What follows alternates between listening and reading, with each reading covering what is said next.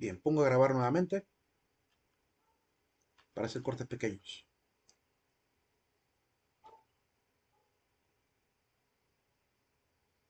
Bien, proseguimos. Comparto pantalla. ¿Qué va a pasar con las faltas leves? Porque la Biblia dice que la Biblia enseña que hay pecados que son de muerte y pecados que no son de muerte. O sea que hay pecados que nos van a llevar a la muerte eterna y hay pecados que no nos van a llevar a morir eternamente.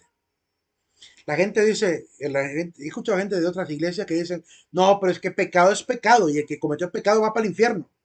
No es cierto, no es verdad. Bíblicamente se puede demostrar que no es cierto que todo el que cometió un pecado, si es un pecado que no es de muerte, no va a ir al infierno. Si es un pecado venial, le llamamos a este tipo de pecado, si es un pecado leve, no puede ser un pecado que, que rompa la relación con Dios. La puede enfriar, sí, pero romperla no. Por ejemplo, es un pecado que sabiendo que a las 5 de la tarde hay misa y tengo libre para ir a misa y no quiero ir a misa, eso es un pecado leve, porque no quiero estar en comunión con la iglesia, pudiendo estar en comunión con la iglesia. Entonces, eso es un pecado leve que no me va a llevar al infierno de un solo, ¿verdad? No por dejar de ir una vez a la iglesia me voy a condenar, aunque claro, es un pecado de pereza. Tengo pereza de ir a la iglesia.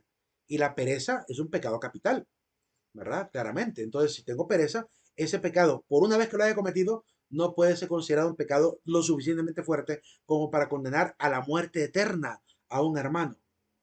Ahora, un pecado de muerte podría ser, por ejemplo, si yo digo Dios no existe, los cristianos son tontos, ¿verdad? Eso es un pecado de muerte. Ese sí es un pecado que puede llevarte a la muerte eterna. Entendamos lo que la palabra nos dice y lo vamos a ver a continuación. Quiero aclarar unos conceptos sobre los pecados, un concepto sobre los lugares espirituales que aparecen en la palabra enunciados. Aparece el concepto de Sheol, el Sheol. Aparece el concepto de la Gehenna, en griego también se escribe Gehenna. Hades, que en griego se escribe Aides, aunque probablemente se pronuncie Hades también, el Aides o Hades. Está el infierno, que en latín se tradujo como la palabra infernum. Infierno viene de infernum, ¿verdad? Un lugar donde hay incendios, donde hay fuego. El lago de fuego y azufre, que aparece también en Apocalipsis. Ahora, ¿qué relación hay entre estos conceptos? Quiero aclararlo. Quiero aclararlo para que entendamos estos conceptos. Vamos a revisar los textos bíblicos que hay alrededor de cada concepto para que podamos entender qué es cada uno de estos lugares, ¿verdad? A veces la gente cuando lee Sheol, Gehenna, Hades, infierno y lago de fuego, creen las personas que estamos hablando del mismo lugar. Sin embargo, no es el mismo lugar, ni para el griego, ni para el hebreo, ni para los católicos. Entonces, ¿qué es cada uno de los lugares? Vamos a entenderlo a continuación a partir del texto. Vamos a ver algunas características también de cada lugar. Primero, texto sobre el Sheol. Se debe pronunciar Sheol. Algunos dicen Sheol porque ven la letra S, pero lleva un símbolo en la parte de arriba para hacer referencia a la SH inglesa. Es el Sheol, que se entiende bíblicamente como un lugar, una morada de los difuntos, un lugar de difuntos y una fosa fatal, porque ahí la gente que va a ese lugar va a sufrir cierto tormento, a pagar obviamente cierta condena, pero digo, a pagar cierta condena. No significa que va ahí a quedarse encerrado para siempre. En la versión del Antiguo Testamento, los judíos creían que nadie podía salir del Hades, por lo cual hasta ese momento se creía que el Hades podría ser lo mismo que el infierno, aunque ellos nunca hablan de infierno. Los judíos no hablan de infierno, hablan de el Sheol nada más, que es un lugar inframundo, es el inframundo. Dice Primera Rey capítulo 2 versículo 6, harás según tu prudencia y no dejarás bajar en paz sus canas al Sheol, bajar, un lugar que queda hacia abajo, porque en la mentalidad del hebreo el Sheol estaba en la tierra, debajo de la tierra. Todos los cuerpos enterrados estaban en la tierra y las almas se iban más abajo, al centro de la tierra, donde estaba el Sheol. Ya les voy a mostrar un diagrama. Salmo 33. Tú has sacado Yahvé mi alma del Sheol. ¿Ven cómo aparece ya algunas profecías? Porque estos textos son proféticos porque se están refiriendo al Mesías. El pueblo de Israel sabe perfectamente que estos fragmentos que habla de alguien rescatado por Yahvé es básicamente el Mesías, el que va a romper prácticamente con la historia porque obviamente no quedará atrapada su alma en el Sheol. Yahvé lo libró de las fuerzas del Sheol. Entonces, así, aunque él haya bajado a la fosa, no quedó encarcelado ahí. Sería rescatada su alma del Sheol. Así que es un lugar también como una cárcel. Sus pies descienden a la muerte, sus pasos se dirigen al Sheol. O sea que es un lugar prácticamente de llegar, un lugar donde la gente mora. Su morada es el camino del Sheol, que baja hacia las cámaras de la muerte. Es básicamente algo parecido a lo que los mayas creían del Xibalbá. El Xibalbá era como el inframundo, donde había un montón de cuevas para llegar obviamente a la tierra de los muertos. El Sheol, el seno estéril, donde no crecen árboles, la tierra que no se sacia de agua, es decir, que no hay tampoco fuentes de agua, y el fuego que no dice basta. O sea que es un lugar donde es una fosa, hay muertos, se va hacia abajo y además hay fuego. O sea, pareciera que está hablando del infierno, ¿verdad? Pero, ¿y si es el infierno, por qué entonces algunos pasarán por ese Sheol y Dios los va a rescatar del Sheol? ¿Cómo es eso? ¿Verdad? ¿Cómo es eso que alguien que bajó el Sheol es sacado por Yahvé del Sheol? ¿Acaso alguien que llega al infierno condenado va a poder salir del infierno? Entendemos según el Nuevo Testamento que quien llega al infierno no podrá salir de ahí jamás, según lo que enseñó la palabra en el Nuevo Testamento. Entonces el Sheol, eso no es el infierno. Podemos decir a partir de estas características que no es el mismo infierno. Que parece ser un infierno, sí, porque hay fuego, hay tormento, hay moran los muertos. Parece ser un infierno, pero tiene una cualidad que el infierno no tiene, que de este lugar sí se puede rescatar a las personas. Alguien puede ser rescatado de este lugar. Del infierno ya no, pero de este lugar sí. Entonces, ¿qué tipo de lugar es este? ¿Por qué se le llama un lugar fosa fatal, un lugar como cavernas, un lugar donde supuestamente hay fuego, donde la gente está sufriendo? Porque si hay fuego hay sufrimiento, ¿verdad? Hay calor, angustia, ¿verdad? Veamos otros textos. Textos sobre la Gehenna. Se le llama Gehenna, la palabra Gehenna viene del monte del famoso hijo de Hinnom, que en hebreo se dice Geben Hinnom, que Hinnom es la forma corta, ¿verdad? Que se refiere al monte Hinnom, ¿verdad? El monte Hinnom, que es el lugar de un territorio de un famoso hijo llamado de Hinnom, ¿verdad? Es un lugar donde la gente iba a tirar, ¿verdad? Los cadáveres y también todas las porquerías de la sociedad, toda la sociedad. Ahí la tiraban, era como un cementerio de muertos así de guerra, digamos, ahí los tiraban seguramente, animales muertos, fruta podrida, todo lo que tenían de desperdicio lo iban a tirar a la Gehenna. ¿Ok? Ese valle era para eso en Israel.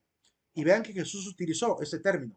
En Jeremías dice, y han construido los altos de Tofet, que está en el valle de Ben Hinnom, para quemar a sus hijos e hijas en el fuego, cosa que no les mandé ni me pasó por las mientes.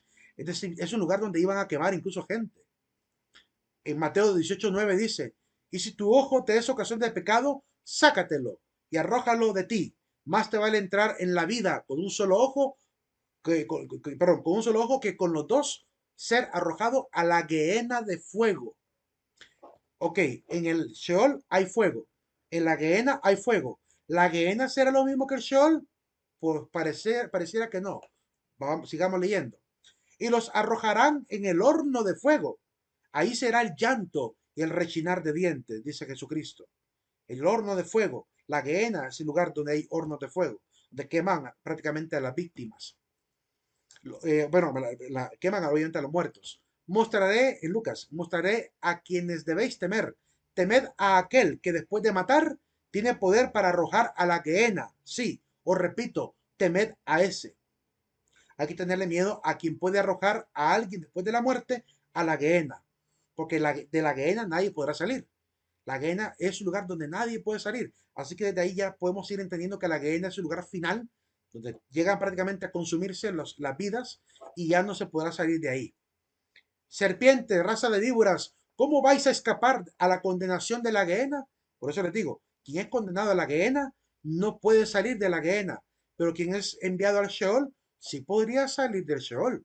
Ya entendemos que desde el punto de vista bíblico, gehenna y Sheol no son el mismo lugar. Entonces, ¿qué es cada lugar? Vamos entonces ahora a la lengua griega. Veamos, por ejemplo, lo que los hebreos tenían en mente. Creían que la tierra era esto, era obviamente la esfera creada por Dios, que tenía aguas arriba y aguas abajo, ¿verdad? El Hades es el centro de la tierra, está en las profundidades de la tierra, así que el seno de Abraham es la, por así decirlo, en un lugar etéreo, ¿verdad? Un lugar, diríamos, trascendental, donde los muertos que no iban al Sheol iban al seno de Abraham. Entonces, en el alma, las almas pecadoras quedaban encerradas y dormidas en el Sheol, pero en el seno de Abraham iban las almas buenas. ¿Se acuerdan de Lázaro y el rico? Dice claramente el texto de Lucas. Sucedió pues que murió el pobre Lázaro, y fue llevado por los ángeles, ya no demonios, sino ángeles, al seno de Abraham. Murió también el rico y fue sepultado. Estando el Hades entre los tormentos, estando en el Hades entre tormentos, o sea, aquí ya menciona otro lugar. Dice que fue enviado al sepulcro, y del sepulcro, ¿verdad? Bajó al Hades, donde estaba entre tormentos. Levantó los ojos y vio a lo lejos a Abraham y a Lázaro en su seno.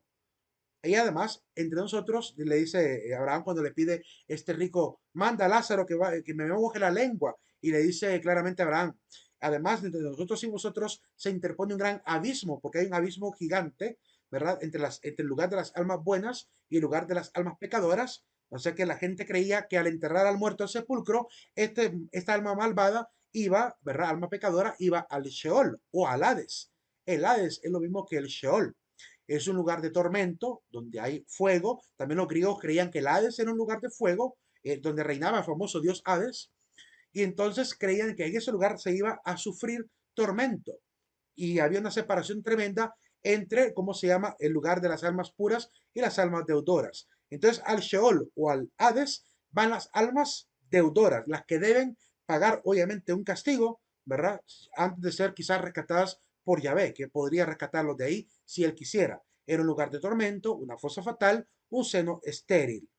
Y había un gran abismo que separaba el Hades del seno de Abraham. Entonces podemos ver que hay ya dos lugares que parecen ser lo mismo.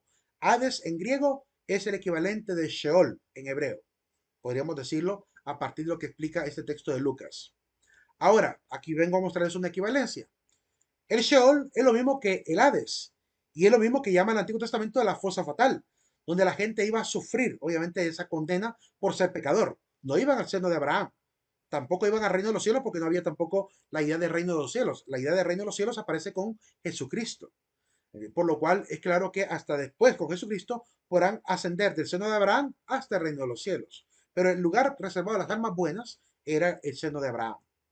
La Gehenna, por otro lado, es lo que literalmente llamamos en latín infierno. El infierno, la Gehenna es el mero infierno. Y es lo que llama el Apocalipsis el lago de fuego o tártaro. También en la carta de Pedro aparece la palabra tártaro, para referirse a ese lago de condena fatal. Ya nadie podrá salir de ahí. Quien es enviado a la Gehenna es para ser consumido. Es la muerte segunda. Porque la primera muerte es la muerte en cuerpo y alma. Y la muerte segunda es la muerte espiritual, que se va a producir al ser consumido en la Gehenna, donde serán arrojadas las almas condenadas. Entonces hay que entender que la Gehenna se parece más al tártaro griego, donde está ahí la gente por castigo, ¿verdad? Y no se puede escapar de ahí. La Gehenna no se puede escapar de ahí, el Sheol se puede escapar de ahí. En el infierno nadie puede escapar y del Hades sí se puede escapar. ¿Por qué? ¿Y cómo es posible que alguien pueda escapar del Sheol y del Hades? Porque la misma palabra aclara que alguien tiene la potestad para rescatar las almas del Hades. ¿Quién tiene la potestad para rescatar las almas del lugar del inframundo de los muertos, donde habían almas pecadoras sanando el pecado, pero no habían cometido grandes delitos como para ser enviados directamente a la extinción? ¿Verdad? Con Cristo entonces aparecen dos lugares interesantes. Un lugar donde pareciera una cárcel para pagar hasta el último céntimo nuestros pecados, y un lugar donde es la condena final para el alma que no se arrepienta de sus pecados. Entonces, uno es lo que llamamos el Hades y otro es lo que llamamos el infierno. De hecho, San Pedro menciona al tártaro, le llama tartarosas, llama en griego, en 2 de Pedro 2:4.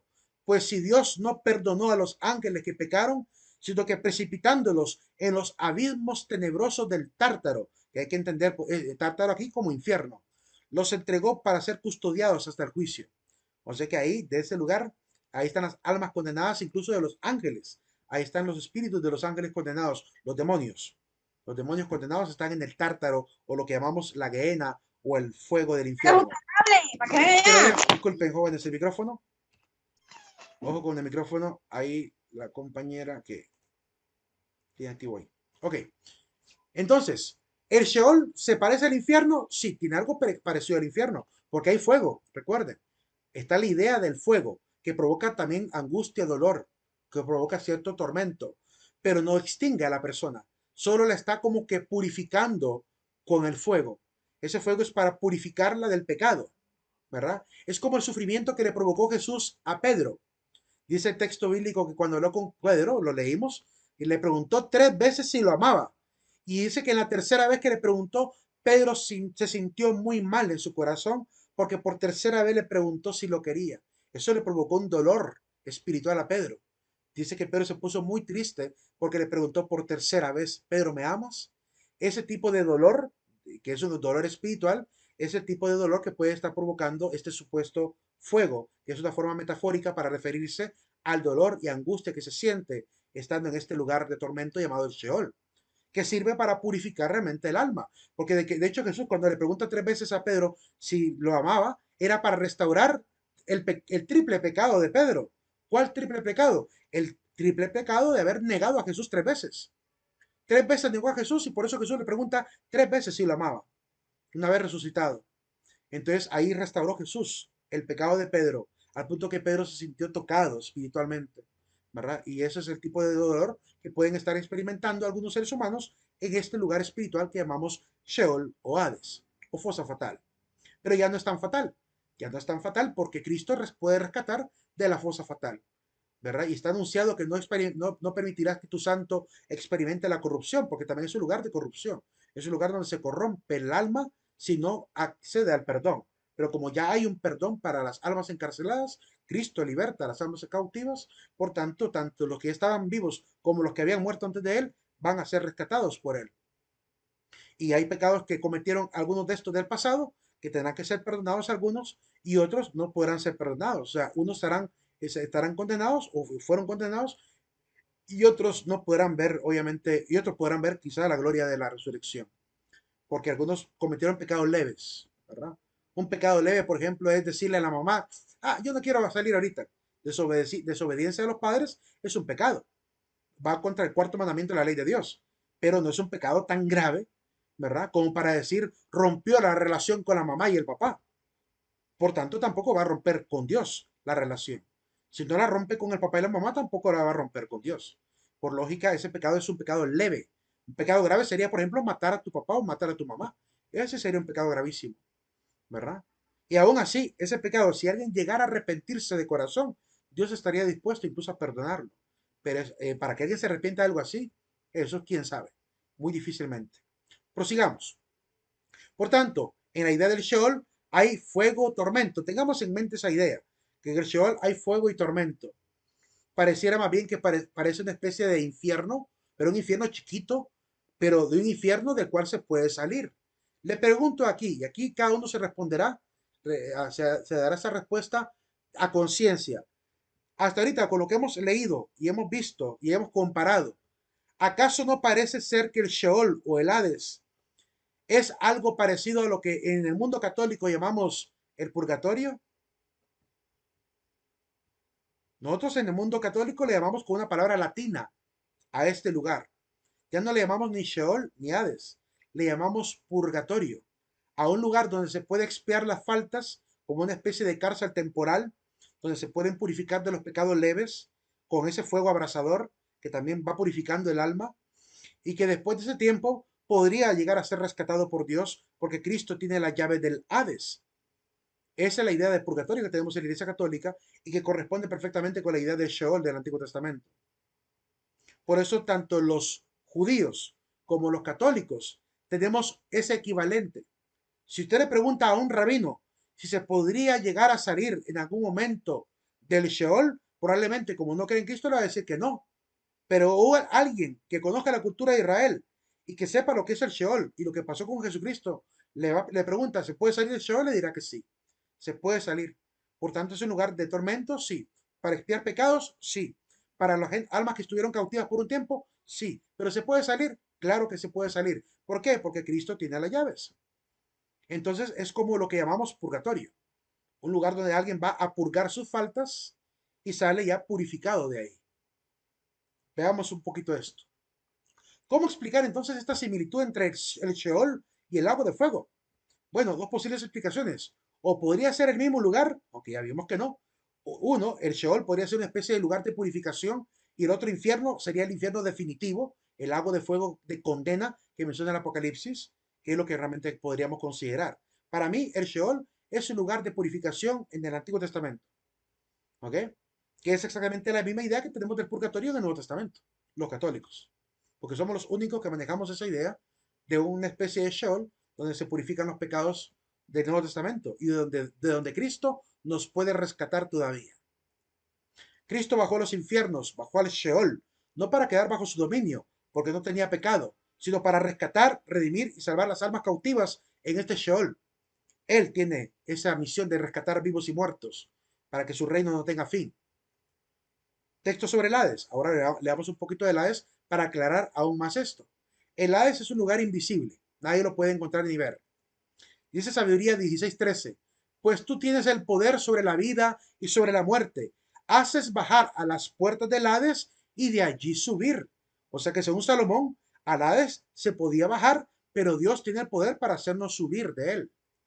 Sabiduría 16:14, el hombre en cambio puede matar por su maldad, pero no hacer tornar al espíritu que se fue, ni liberar el alma ya acogida en el Hades. Es decir, yo como ser humano no puedo liberar a nadie del Hades, pero Cristo sí puede hacerlo. Y ya le diré por qué. Estando en el Hades entre tormentos, tenemos la idea de que el Hades es un lugar donde la gente está siendo atormentada. Ahí estaba siendo atormentado aquel rico Epulón. En Hechos 2:24, a este pues Dios lo resucitó, refiriéndose a Jesucristo. Dios lo resucitó librándole de los dolores del Hades, por lo cual Cristo no pudo quedar bajo el dominio, dice el mismo apóstol Pedro, creo que es el que está predicando aquí. Pedro dice que Cristo fue rescatado del Hades. Dios lo libró de los dolores del Hades. No permitió que quedase bajo su dominio, porque como era santo, no podía obviamente ser tampoco lastimado por la corrupción del Hades. Como dice el texto del Antiguo Testamento, no permitirás que tu santo experimente la corrupción. Ahí lo recuerda el mismo apóstol, en el 2:27, de que no abandonarás mi alma en el Hades, ni permitirás que tu santo experimente la corrupción. Por lo cual, los que se quedarán en el Hades, los que se van a quedar ahí condenados, esos experimentarán la corrupción. El Hades, por tanto, es un momento de transición, donde algunos podrán ser rescatados y otros podrán quedar condenados. ¿Ok? Rescatados por Cristo o condenados por Él. Por tanto, en algún momento el Hades de los condenados, los que queden condenados, se van a fusionar al infierno final. El Hades es el preámbulo. Los que no se liberen del Hades van a quedar ahí encerrados y van a ser arrojados al lago de fuego. Ya lo vamos a leer. Ya lo vamos a leer en la palabra. Por lo cual, lo que entendemos por Hades aquí es exactamente lo mismo que podemos entender en la Iglesia Cristiana Católica como purgatorio. Un lugar donde algunos están expiando las culpas y otros quedarán ahí esperándose entre tormentos hasta que llegue el día de que serán arrojados al fuego eterno. Apocalipsis 1:18. El que vive, estuve muerto, dice Jesús. Jesús está hablando ahí, el alfa y omega. Estuve muerto, pero ahora estoy vivo por los siglos de los siglos y tengo las llaves de la muerte y del Hades. Tengo las llaves del lugar de la muerte y del Hades. Cristo tiene esa oportunidad de liberar a la gente que ha muerto y que además está encerrada en el Hades. Tiene las llaves. Por eso he repetido, repitiendo, Él sí puede liberar a los que quedan ahí bajo ciertos pecados leves y pueden ser rescatados para ser enviados al reino de los cielos. Y los que no sean rescatados, los que no se encuentren en el libro de la vida, los que no estén inscritos, serán arrojados al Hades pero serán arrojados al fuego eterno, tal como nos lo va a decir Apocalipsis. Cristo bajó al Hades, bajó al Sheol, pero Cristo no quedó bajo el dominio del Hades. Al contrario, recibiendo las llaves de la muerte y del Hades, el Sheol pudo rescatar. Lo dice Hechos 2:24. A este pues Dios lo resucitó, liberándole de los dolores del Hades, pues no era posible que quedase bajo su dominio. Él dice que tiene las llaves, la muerte y el Hades, después del tiempo de la condena, fueron arrojados al lago de fuego. Este lago de fuego es la muerte segunda. Para nosotros, el lago de fuego es lo que literalmente llamamos infierno final. Y el Hades es lo que llamaríamos el purgatorio. Por eso sostenemos la doctrina del purgatorio, de un lugar donde las almas pecadoras van a expiar y si Cristo quiere, baja a rescatar a esas personas. ¿Verdad? Los rescata, los hace salir de ese lugar, ¿verdad? Con su palabra, ¿verdad? Y no quedan atrapados ahí tampoco, porque muchos van a morir en santidad y tendrán esa oportunidad de ser rescatados por Cristo. Cristo, por tanto, rescata a los muertos de esa fosa fatal. En este icono es muy bonito, ¿verdad? Ese es un icono donde aparece Cristo resucitado, sacando a alguien del sepulcro, ¿verdad? Para que no caiga a esa fosa que está debajo de Cristo. Abajo de Cristo hay una gran mancha negra que evoca la fosa fatal, donde todo cae ahí, el basurero. Entonces no permitirá que quede ahí porque los que se queden en el Hades van a terminar también en la Gehenna. Los que se queden en el Hades atrapados van a terminar en el fuego eterno y ellos no podrán salir de ahí. Pero los que Él quiera rescatar del Hades, para que no experimenten la corrupción, serán rescatados y llevados al reino de los cielos. He ahí por qué los católicos sostenemos la existencia del purgatorio. Pues ustedes habrán visto estos textos y ustedes decidirán si son católicos o no, pero sobre todo los hermanos evangélicos, que de repente no quieren aceptar la doctrina del purgatorio. Bueno, entonces explíquenme qué es el Hades. Si el Hades no es el infierno, porque el infierno es la Gehenna y el infierno es el lago de fuego, ¿qué es entonces el Hades? ¿No es un lugar de tormento? Sí, es un lugar de tormento, ya lo acabamos de leer. ¿No es un lugar donde llegan las almas cautivas? Sí, cautivas, ahí quedan cautivas. Pero ¿quién los puede rescatar? Cristo. Entonces, si pudieron estar ahí encerrados por un tiempo, cautivos por su pecado, y Cristo los puede liberar, ¿qué significa? Que hubo perdón. Significa que estas almas cautivas por el pecado fueron perdonadas por Cristo y por tanto los puede perdonar del pecado si se arrepienten en ese tiempo que estén encerrados en el Hades. Porque no lo libera solamente por haber estado encerrados ahí. Va a liberar a algunos y a otros no. Y los que no queden libres se quedarán en el Hades para el día del juicio final y estos serán arrojados al lago de fuego, que es la muerte segunda. He ahí la explicación que yo puedo darles sobre el por qué existe el cielo, el infierno y el purgatorio. Pero volvemos a la pregunta, ¿qué pasará con las faltas leves o pecados que no son de muerte? Dice primera de Juan capítulo 5 versículo 16 al 17. El que vea a su hermano cometer un pecado que no lleva a la muerte, que ore y le dará la vida. Me refiero a los que cometen pecados que no conducen a la muerte, porque hay un pecado que lleva a la muerte, a esa muerte segunda. Hay pecados que no conducen a la muerte y pecados que conducen a la muerte, que llevan a la muerte. Si alguien va con un pecado en su vida que lo va a llevar a la muerte, y yo sé que ese pecado es de muerte, dice el apóstol Juan, por el que tiene pecado de muerte, no les pido que oren. No sirve de nada pedir por un ateo que está convencido de que Dios no existe y quiere más bien convencer a otros de que no crean en Cristo. No sirve de nada pedir por ellos ya. Aún así la iglesia hace el último intento de pedir al Señor misericordia por ellos. ¿Cuándo hace eso la iglesia? Lo hacemos una vez al año. Una vez al año en Semana Santa, el día viernes. La iglesia hace una serie de peticiones importantes. Y en una de esas peticiones que hace, en las famosas preces o peticiones que la iglesia hace, pedimos por los no creyentes. Como un último acto de misericordia de parte de la iglesia, le pedimos al Señor que tenga compasión de los hermanos no creyentes y que les dé la oportunidad de conocer la verdad en Cristo, que les mande ángeles alrededor, predicadores buenos, que les ayuden a salir de ese embrollo mental que tienen, porque no queremos que se condenen, ni siquiera los ateos. Es tanto el amor de la iglesia que pide también por los ateos. Lástima que no se dan ni cuenta que también oramos por ellos. Me refiero a los que cometen pecados que están de muerte. Aunque toda maldad es pecado, aquí dice Juan, todo pecado es pecado, pero no todo pecado lleva a la muerte. Lo aclara en Juan, 1 Juan capítulo 5, versículo 17. Al pecado que no es de muerte le llamamos pecado leve y el pecado que es de muerte le llamamos grave o mortal. O sea que hablamos del pecado venial, que es un pecado leve, que solo lastima un poco la relación con Dios o la relación con los hermanos. Ese pecado venial puede ser perdonado, la iglesia lo puede perdonar o Cristo lo puede perdonar ya en el Hades. Eh, y el pecado que llamamos también mortal, que no lo perdona ni la iglesia y tampoco lo va a perdonar Cristo, ¿verdad? En ese caso.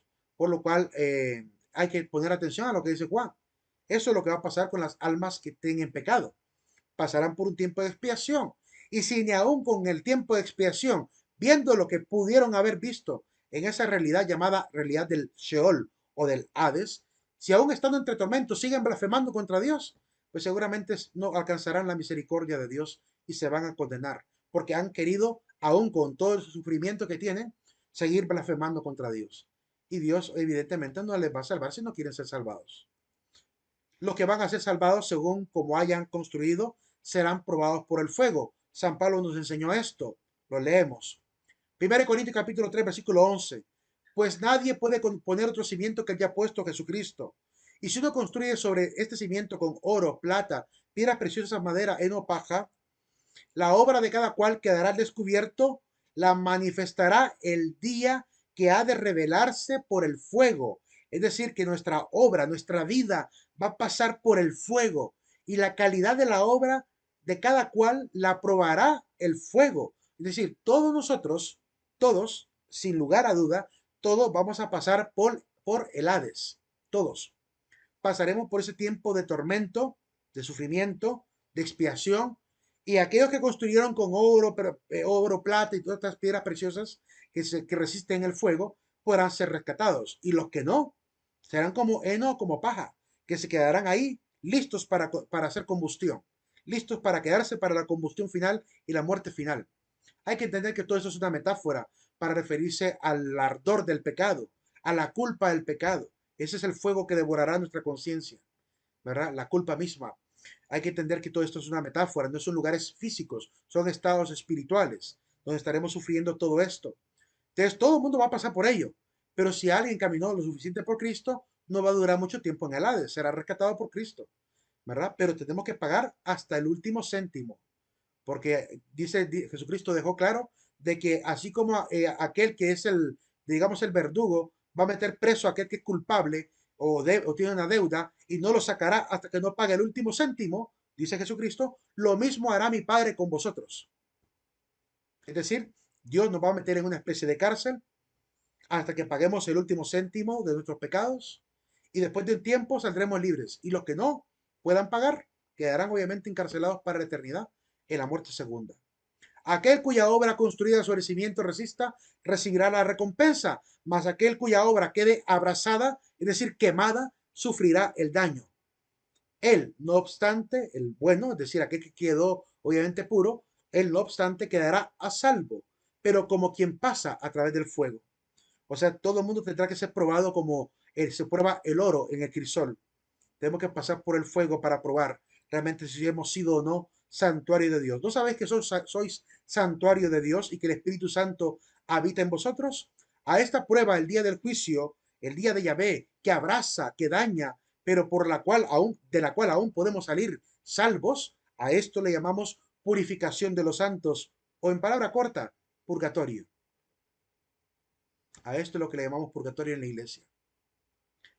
¿Preguntas, opiniones, comentarios hasta ahorita? ¿Qué opinan de lo que hemos visto hasta ahorita?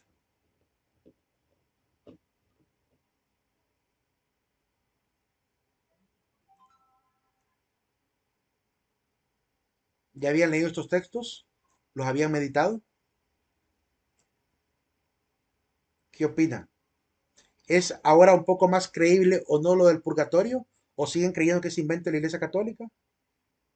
Si es que hubo alguno que lo creía. Es importante leer toda la palabra para encontrar el sentido pleno, porque realmente a veces nos podemos extraviar bajo la negación, negación, negación, sin haber estudiado, estudiado, estudiado. Y es importante leer la palabra bien para entender realmente lo que nos está diciendo, porque haciendo un buen trabajo de lectura se puede llegar fácilmente a este tipo de corroboración de que lo que la Iglesia Católica ha sostenido es una verdad revelada. Es una verdad revelada que seremos probados por el fuego. Es una verdad revelada que iremos a un lugar de tormento, pero no todos quedarán ahí encarcelados, serán liberados. Es una verdad revelada que en ese lugar aparentemente hay fuego, como creemos que en el purgatorio. Si buscan imágenes del purgatorio, van a ver que a los que están en el purgatorio los presentan entre llamas de fuego. Como esa pintura famosa de la Virgen del Carmen, que presenta a la Virgen del Carmen con el niño en los brazos, a la Virgen María, ¿verdad? Con el niño en los brazos, y bajo ella y bajo su hijo están las almas de los difuntos, algunos siendo rescatadas por los ángeles y otros quedan ahí y quedan todavía entre las llamas. Incluso hay algunos que quedan entre las llamas y tienen la mitra de obispos, porque incluso obispos que hayan cometido pecados y no se arrepientan de su pecado, se van a quedar en el infierno, porque no hay acepción de personas para con Dios. Ahí papas que han hecho las cosas mal pueden quedar en ese infierno. Obispos, sacerdotes, diáconos, pero laicos también como nosotros, podemos quedar en el infierno atrapados en ese Hades final podemos quedar atrapados si no nos arrepentimos de corazón. Tenemos la oportunidad de hacerlo desde ya, cambiar desde ahorita y evitar ese tormento, para que apenas moramos, seamos como en esa pintura bonita que enseñé de Cristo rescatando el alma del sepulcro. Ni siquiera tendríamos que pasar por el Hades. Hay que pasar, hay que pasar, pero inmediatamente apenas el alma entre ahí, a ese estado espiritual, Cristo la puede rescatar sin que pruebe siquiera un ápice de dolor, porque no habrá obviamente angustia ni dolor en quien vivió su vida santamente. Al contrario, hay felicidad, porque por fin el alma va a descansar de este pecado, del pecado del mundo, que tuvo que soportar, ver a veces con dolor, sufrir a los hermanos por el pecado del mundo. Y ese sufrimiento dejará de existir. Pero hay que hacer desde ya, hay que tomar esa determinación personal, si quiero realmente verme rescatado por Cristo o sigo creyendo que esto es pura fantasía. Es una oportunidad de oro para cada quien. Cada quien decidirá qué hacer con su vida. La iglesia cree fervientemente en estas tres realidades espirituales: cielo, infierno y purgatorio. Y pide que los hombres se den cuenta que vamos a ir a estos posibles tres lugares dependiendo de lo que hagamos y decidamos en esta tierra. E incluso, aun cuando de repente no hayamos podido tener del tiempo para decidir, Dios nos dará un tiempo para poder hacerlo cuando estemos en el Hades. Supongamos que de repente, por decir algo, yo dije en mi corazón, ¿verdad? Este día domingo voy a ir a la iglesia y voy a confesarme y voy a hacer las paces con Dios y voy a renovar mi vida. Y tenía yo esa sana intención de hacerlo por fin ante mis hermanos, de convertirme seriamente y de darle un sí al Señor. Pero supongan que eso lo dije un día viernes y el día sábado fallezco. Ya no pude ir al domingo a hacer todo lo que iba a hacer para renovar mi vida. Pero basta esa intención que yo tenía en mi corazón para que Dios nos pueda dar en la otra vida, en esta vida dentro de la realidad espiritual del Hades, el tiempo para realmente ponernos en paz con Él. Y si persiste mi espíritu en ese deseo, me voy a ver rescatado por Dios, aun cuando no lo haya hecho públicamente ante la iglesia. Porque se necesitas entender que la misericordia de Dios es tan grande que no le va a quitar la oportunidad a una persona por haber muerto en un accidente de poder arrepentirse de su pecado. Le puede dar incluso después de la muerte la oportunidad. Y esa oportunidad se llama Hades, se llama Sheol, se llama fosa fatal, de la cual podemos aprovechar ese último momento espiritual para ponernos en paz con Dios. Bien, jóvenes, vamos a un receso de 20 minutos. Ojalá que después del receso alguno que quiera opinar, ¿verdad?, pueda participar y comentar un poquito lo que he expuesto hasta ahorita. Vamos a un pequeño receso por ahorita. A las 6 en punto volvemos.